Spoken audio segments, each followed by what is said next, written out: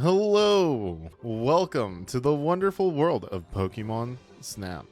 So last stream, ended up playing a bunch of old nostalgic games for me, and the first game that we ended up doing was Pokemon Snap, and I had a really fun time with it. I forgot how good that game was, and honestly, this is a game I've been meaning to replay for a long time, and just playing it again and talking to chat and other stuff about it made me really just want to do this. So I don't even know, I wasn't even considering playing this on stream for such a long time, but I had such a good time yesterday that I think this is something that I do want to do on stream, and I wish I got to play it the first time on stream, but at least we can revisit it and have it a good time now.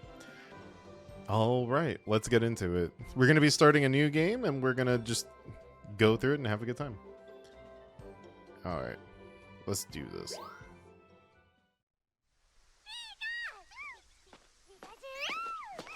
Now, this game's actually really pretty. There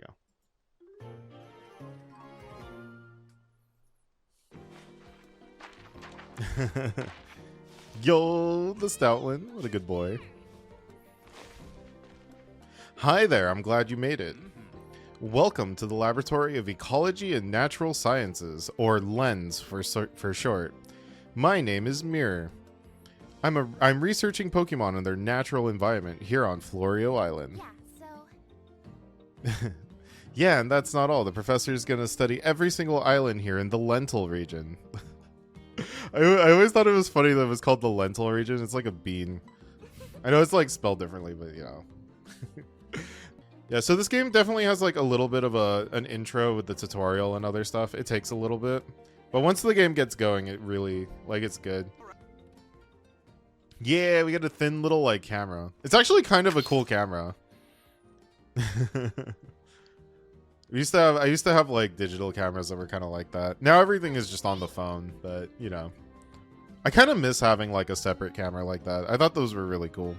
As we saw yesterday with Pokemon Snap, Professor Oak was a little extra generous with some of the center shots. This game's a lot better about you actually getting the center of the shot like shown here, because before, like, the name when you would take the picture didn't show up, but this time it'll do it like every time. Yeah, finally a camera game with zoom. Yeah. Also, I tried to move it over a little bit, but it didn't let me. It's kind of locked in until we get control again. Between this one and the old game, obviously, I think this game takes itself a lot more seriously than the first game. The first game had a lot of like fun extra little sound bites and other stuff that were, you know, like they were good but you know, and iconic, but they were also like a little corny and stuff. But that kind of like follows into the like how Pokemon was originally.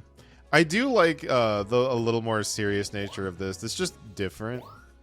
So we don't get like the Professor Oak's like sound bites, like you were close and the wonderful, like all of that. But it's still good. So, okay, they have a star system in this game, which is a lot more interesting than I think the original one does. Or I think it's a pretty interesting way of handling it. Each Pokemon ends up having 4 different stars, right? The stars represent... They don't mean better. Each of them is a different pose. So you get essentially 4 scores per Pokemon. I don't think this was explained very well in the game. So, essentially what it means is each Pokemon... So each star is like getting a Pokemon in a different like situation or getting it in a different pose. So like, say you have this Pikachu here, right? That's just standing here being normal. That's a 1-star picture, right? Because it's just there. But say like if you had the Pikachu and you gave it an apple or something, or you find a Pikachu and it's shooting lightning, like that could be a 3-star photo. And it would fall under a different category. So it wouldn't be compared against your 1-star photo. It would just be a 3-star photo. So each Pokemon's going to have 4 different photos depending on what they're doing. So you want to try to catch all the, like, this is to incentivize the player to get the Pokemon in a bunch of different, like, to find them and doing different things. which I think is super cool because like in the first game, it's like, oh, we have Pikachu on a stump versus Pikachu on a balloon. And yeah, they had a different scoring system, but they were always compared against each other. So once you found the stronger Pikachu, thing, you never had an incentive to go back and take a picture of the other ones unless you just wanted to. So this one kind of gives you an incentive, like, to do that, if that makes sense. Nice work. Is it arbitrary as Oak system? No, this one's a lot. This one makes not necessarily that it makes a lot more sense, but it's a lot more complex than the previous one for sure. And we get to zoom in, and the stuff that you get from Pokemon, the poses and situations in the world is so much more fleshed out, and is really interesting. Enjoy your first photo expedition. They actually did a really good job. I love the world that they built, and it's so good. I can't wait to show it off. Like, it actually feels like such a cool, like, living world. I love it so much. The water actually looks pretty dang good in this game, too, I think. Bidoof! Oh, we love Bidoof here, dude. Our HM friends. Dude. Oh, look at him. He's curling up. I actually didn't think about it before, but I feel like the direction the Pokemon's facing does... I wonder if that matters, too, like if they took that system from the old game. Oh!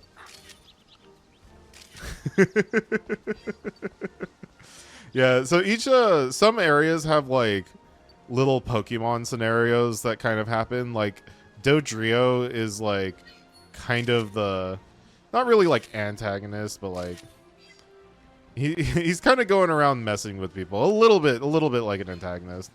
So you can kind of see him like go around and like mess with the other Pokemon. Oh, that's a good Wurmple. Oh, hi there. Oh, I didn't get it while it was doing its thing. Oh, no. Damn it. I literally, as soon as I stopped zooming in. Are you going to do anything? No, I don't have anything. Hi. Just stare right at you. I love the little, like, how, like, all the areas are divided and stuff. Like, you have the river, you got, the fairy, like, flower area. Yo, Florges. Oh, hi. Oh, you're waving. Hello.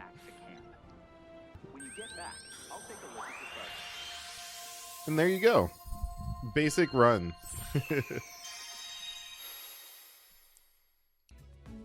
Okay, so now we get to go through all the Pokemon stuff. Or all the Pokemon photos that we took.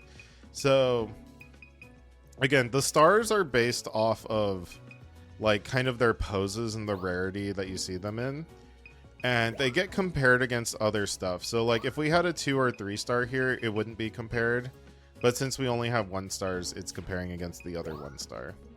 So here we have a couple 2-star Dodrios. Like Dodrio making a face is like 2 stars, but Dodrio just existing is 1 star. So I think we can get a better one of him making a face later. So let's just turn in the 1-star version of it. And then we got the floor just waving, which is pretty cool. So like, yeah, different Pokemon will interact differently if you do certain things. I think this one will judge you like kind of like how well they're in the frame a lot better than Professor Oak does in the first game. And for the first one, we're just trying to fill out the Pokédex, or like, as best as we can. Direction is its own score. I think pose is based on the stars, if I had to guess. And each star has like, it'll like based on how many points you get, you'll get like a gold, silver, like bronze, silver, gold. So we upgraded from a bronze picture to a gold picture. So that's kind of cool. I think if I remember correctly, diamond is like the highest thing, like past gold, like in terms of like colors. So trying to get that for every Pokemon is good. Yeah, there you go. Like a very like star diamond like color shape. Yeah. Yeah, this one's 2 stars for some reason. Sometimes the star rating is a little sometimes it feels a little arbitrary. Like I don't know why this is a 2-star Grookey as opposed to a 1-star. I think maybe it's like about to start running or something like that, but I'm not entirely sure. And honestly, a lot of the puzzles for this game is figuring out like what is a 1-star pose, what is a 2-star pose, and you know, trying to get them so that you can take pictures of that. Yeah, I'd be curious to see what the actual like scoring system works for this game, because there's definitely a lot more going on than the original one. Of course, the first instance of Magikarp is it's splashing. The splashing Magikarp always looks like it's suffering a little bit. It always makes me feel like a little bad. Yeah, so essentially all the points that you have that you gain through your pictures go towards the course experience. So each course has individual levels, and when you level up the course, things change. So we went from course level 1 to course level 2. So the Pokemon that we just saw are going to be behaving different because we leveled up the course. And because they're going to start behaving different, we're going to be able to get more pictures of them doing different things. So honestly, really, really damn cool. I love that system a lot. It's so like like the fact that you can go through the same course and things are different is super, super cool. Oh, update announcement. New areas. Oh, yeah. I forgot. This game had 1 bit of DLC where they added in 3 extra areas. So that's super cool. One of the weird trends with like mainline Nintendo games that I never really like, I understand why they do it that way, but also I kind of wish it wasn't. They'll have mainline games like Pokemon Snap or Mario Maker 2 where it's very much designed in a way where they can really like add DLC. Not necessarily like in an easy way, but like it's set up to do it in a really, really cool way. Like you can add more courses or you can add more levels to previous courses so that you make Pokemon do things differently. Like there's so many things that you can do that is just like, it feels like this game was designed for DLC in certain ways, and then they just never do it, or they do it once. They did the same thing for Mario Maker 2, where they like one time they added in new elements and other stuff to Mario Maker, which like revitalized it, and then they just never added to it again. Like it feels like it really should have had more content updates. So that always makes me like a little bit sad, but I think they do it because I think they feel like once it gets past a certain point, like adding more to it isn't going to increase the sales of those games. And numbers are everything to them. So if adding more content doesn't mean more sales, then I don't think that they're going to do it. But like they could charge for their DLC, but I know Nintendo doesn't like to do that. But straight up, if they had a like $10 and you get like 5 more courses or something, I would 1,000,000% do it for this game. This game is absolutely incredible and would be worth it. Worth every penny.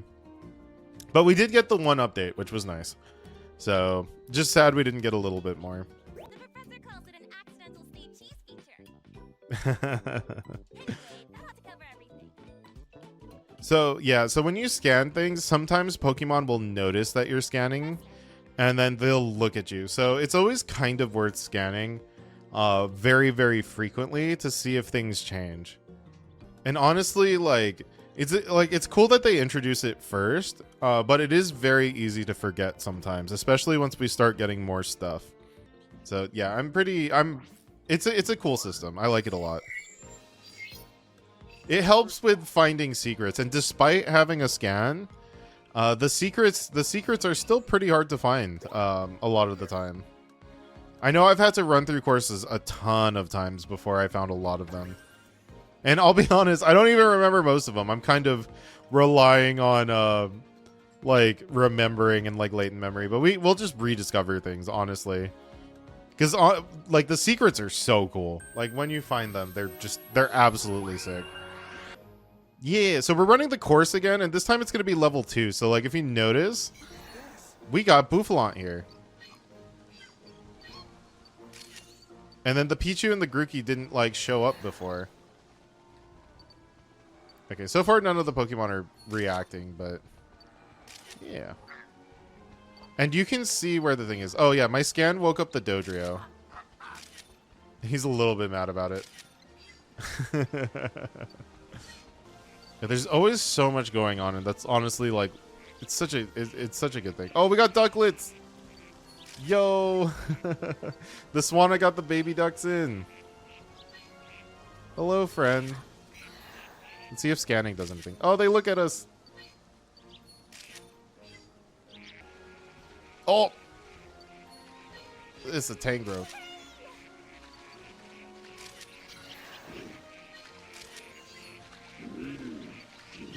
Oh, he mad. Oh, what's this? It's a hoot. Oh, we got a different color Florges too. That's pretty sick. Oh, hi, you two.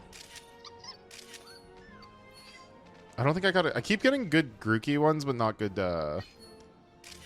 Pichu. Oh, the buffalo had a flower in its hair. Yeah, so we already have a 2-star one, so we want to fill out the thing as much. So even though I like this 2-star one a lot better, we're going to show him a 1-star one to start so that we can just start getting more points. So you want to fill it out like as much as possible. That'll get you the most points to progress the game. Of course, if you can get more points on a photo, that helps also. But just know you're like, or you're adding a lot less because you're just replacing your score. So even if the photo's not particularly good, it's still kind of worth turning in if it's an empty slot, essentially. Getting a lot of 1-stars and oh, we got a 3-star. Oh, he mad. The mad one's a 3-star, which is kind of cool. Yeah, and so sometimes you don't like it'll let you know if you haven't selected a photo, but you don't have to all the time. Like if you know a photo is just gonna kind of do worse, you don't have to send them a new one. Yeah, but it's still a good reminder just in case. Yeah, okay, so direction means you want them to look at you anyway, so so pose is, I think, the star, size is size. Direction is where they're looking at you, and I think placement is just if they're in the center or not. Mad being 3 stars again. Yeah. Yo, we're gonna give you more points for being a little more pissed off. Yeah, so if you're comparing scores, it'll give you a little bit of a yellow. It'll give you a yellow background on your number showing that you did better in that category. And then, oh yeah, and even when you do better, it lets you pick, which is something that I said that I wanted in the other game. So I think that's super, super cool. But mind you, you won't be getting more points if you pick the lesser one. But you do get to keep a photo that you think is better. And so I think it's cool that the game just gives you that option. Yeah, so this was super cool. You get to pick between daytime and nighttime. All of which are literally their own courses, like with their own like super like lots of differences. So again, making the world feel alive by literally giving you different times and having them do different things in different times. Like, it's so good. It's so smart. Well, it's a Boufflant. I gotta remember that you don't have to zoom in. You only need to zoom in if it's if they're like too far, or if you want to get like a really, really close up on them. Is that the Tangrowth? It is. Hello, friend. Well, good morning.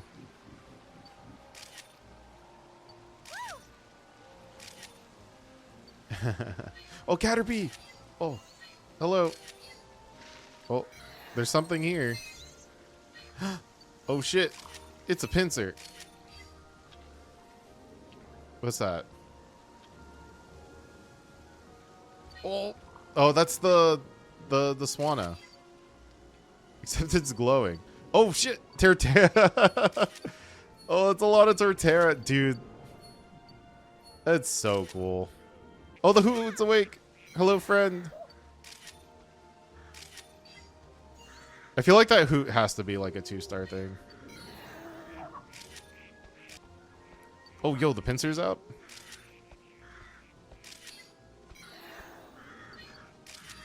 Hey, do you I want to get this score, buddy. picked up a huge energy reading near you? The professor's busy trying to make sense of the data. Let's ask him about it when you get Look at home. him. Look at him. He's just chilling. Yeah. Okay. So we get sleeping. Sleeping Buffalon is the 2-star one. So we want one. This one actually has other Bouffalant in the back, so let's do this one. It's a little bit smaller than the other one, but I think it's framed a little bit better. Yeah, we got the 1-star Tangrowth. We'll do the one where he's like kind of looking. This one kind of has a bit of a better size. I kind of like that, even though he's not looking directly at us. You go. Yeah. So because we made the Murkrow, because we scanned and it made the Murkrow like caw at us, we ended up finding the 3-star pose for them. Also, this isn't a game we're going to be flying through like the first game. The first game, I'm literally able to beat that in like an hour or two, like 2 hours ish. This one's going to take several streams for sure. But again, I'm excited to do it. Yeah, he's hooting. He's hooting. You can also have the game auto select your photos for you, and I think it picks the highest scored ones, but it doesn't always pick the like a new star if you don't have one yet. I think it just goes based on whatever is the highest technically. I'm not sure. Not sure how it works. I don't really use it all the time. I like picking the photos because it feels like I'm putting in more work. Like I, actually took these photos and care about them. Sometimes I'll do the auto one if I'm just like grinding for like a specific shot or something. Yo, nice. Sleeping Scorbunny, pretty good. Yeah, so like we are comparing our daytime and nighttime Buffalons. So yeah, much higher scores because, before the Bouffalant were super far away. Now they're actually a lot closer. So it's actually super cool. Like that's a cool way of like updating your scores. Just when the Pokemon behave differently, you can just get a better score because they're doing different things. Nice work. Again, a free roaming version of this would be super cool, but I think leaving it on rails gives developers a lot more freedom to make specific set pieces and do other stuff, and get to put more time into like what the behaviors and things, as opposed to having to make the whole world like traversable. Yeah, Murkrow. I like Murkrow a lot. I was a little bit sad. I was a little happy and a little bit sad when Murkrow ended up being part of the meta like pretty early on. I was like super excited because like I like Murkrow a lot, but then a lot of people are just like, "Oh, Murkrow's lame," and I'm like, "No, what? I'm just happy he's good. Like, leave him alone." Yeah. Nice. Yeah, so we're getting really good scores on all our Pokemon, so hopefully we'll be able to level up our... Well, okay, we're not going to get a good score on this one. On most of the pictures we're getting a pretty good score, so hopefully we'll be able to level up our courses relatively quickly. Nice work. I'll be honest, there were definitely a few courses where I did not know how to get more points on some of the Pokemon, and it took a while before I got there. Yeah. Oh, so close. We were off by like 100 points or 40 points.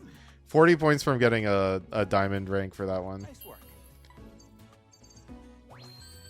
Yeah, dude, I love Hoo-Hoo. Look at him.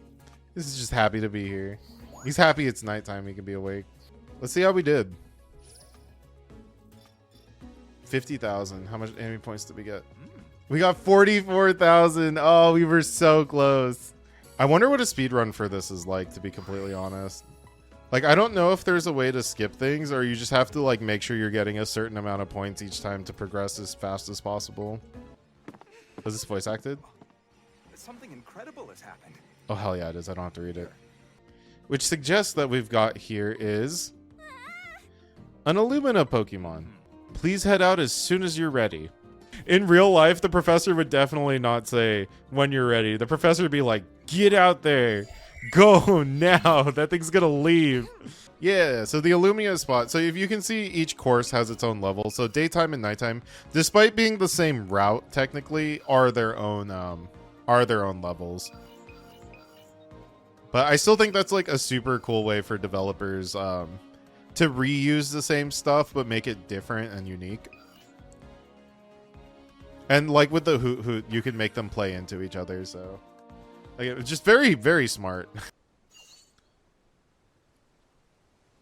Oh.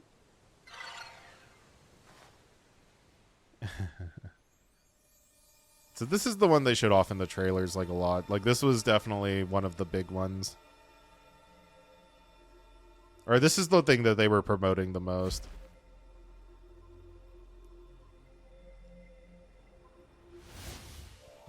Whoa, it's a big Meganium.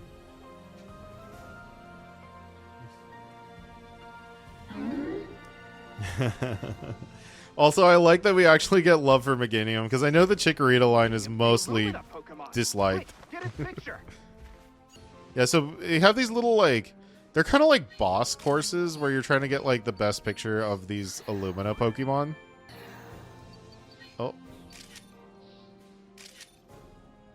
You want to catch them doing certain things. So you can actually, you can make them do different things, but it's a lot more specific. So it feels like, it actually really does feel like kind of like a boss fight, like puzzle boss fight type thing.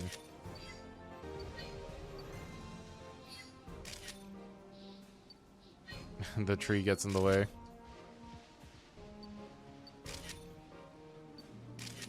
Hi.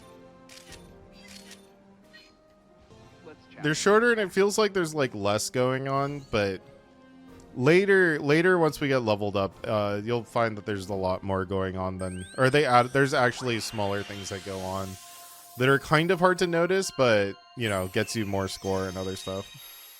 Yeah, we're gonna turn in the 1 star because clearly it was easier to get the 2 stars.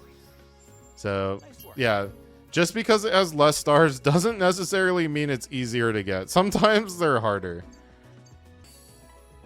And so yeah, this was our first Illumina Pokemon. Again, the Illumina Pokemon being the, like, the forefront of the plot here. By the way, now that we've got Illumina Pokemon info, I have something to report.